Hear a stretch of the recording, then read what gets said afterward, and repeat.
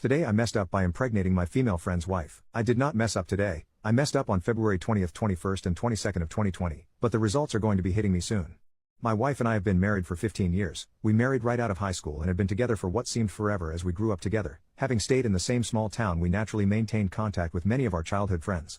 One of those friends, let's call her Rosani, met and married her wife while at school and returned to live where she grew up. In 2019 her wife got artificial insemination because they wanted to have a baby. Sadly, she had a miscarriage in the first trimester. They could not afford another procedure.